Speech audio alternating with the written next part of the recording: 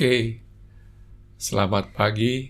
Um, Senang sekali bisa jumpa lagi pagi ini dalam ocehan di akhir pekan. Dan ocehan kita pagi ini berbicara dengan satu topik yang berjudul Biblisme. Biblisme. Apa itu Biblisme? Jadi kita yang percaya bahwa Alkitab itu punya kuasa ilahi disebut menganut paham Biblisme. Bibli itu dari Bible ya, kitab, sedangkan isme itu paham. Nah, kita dalam beberapa kejadian kita mendengar Tuhan Yesus berkata misalnya dalam khotbah di bukit, Matius pasal 5, Yesus bertanya kepada banyak orang ya. Dia bertanya berkali-kali dengan struktur pola begini.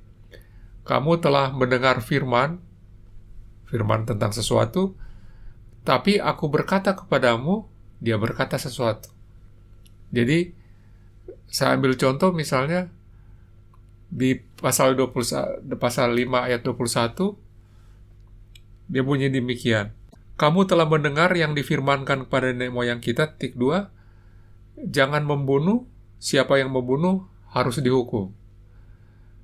Nah, itu satu firman yang jelas sih sebetulnya kan, tidak ada perbedaan pendapat di situ. Tapi pada ayat 22 lanjutnya, tapi aku berkata kepadamu, setiap orang yang marah kepada terhadap saudaranya itu harus dihukum. Siapa yang berkata kepada saudaranya kafir harus dihadapkan ke mahkamah agama dan seterusnya ya.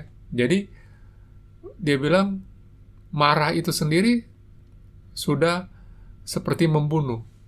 Nah, demikian juga ayat 27 dia mengatakan kamu sudah mendengar firman yang berkata 2, jangan berzinah. Sudah jelas bukan?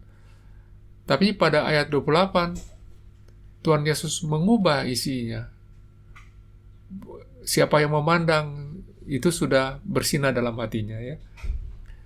Demikian juga ayat 31 dan 32 tentang bercerai, ayat 33, 34 tentang sumpah, ayat 38, 39 tentang mata ganti mata, gigi ganti gigi ya, tentang pembalasan, hak untuk membalas, dan bahkan hukum kasih kita. Hukum kasih kita itu di ayat 43, kasihlah samamu manusia dan benjilah musuhmu. Kemudian pada ayat 44 Tuhan Yesus meralat itu. Jadi saudara-saudara, jelas dari pembahasan yang kita baru dengar ini, kita tidak bisa mengandalkan hanya tulisan, membaca tulisan isi Alkitab sebagai pegangan hidup kita ya. Karena itu tulisan itu simbol. Kita disampaikan kita harus mencerna tulisan itu supaya tulisan itu menjadi hidup, dan yang melakukannya itu adalah Roh Kudus. Tulisan itu pada hakikatnya simbol-simbol yang digunakan untuk mewakili sesuatu yang hidup dalam pikiran kita ya. Oleh sebab itu orang Kristen tidak mensakralkan simbol itu, bukan simbol itu yang sakral, bukan Alkitab itu yang sakral ya. Memang kita bilang kitab suci, tapi kita tidak memperlakukan itu sebagai benda yang keramat. Karena Tuhan Yesus sendiri yang berani mengatakan apa yang dibaca dan dengar dalam menggunakan simbol-simbol itu tidak cukup untuk memahami apa maksud atau kehendak Allah yang sebenarnya. Kita perlu pertolongan Roh Kudus untuk mencernanya. Seperti makanan itu, Alkitab itu seperti bahan makanan yang harus dimasak untuk bisa dimakan dan dicerna. Itulah sebabnya ya, di dalam pengakuan iman rasuli kita atau pengakuan iman yang lain, kita tidak menyebut kita beriman kepada Alkitab.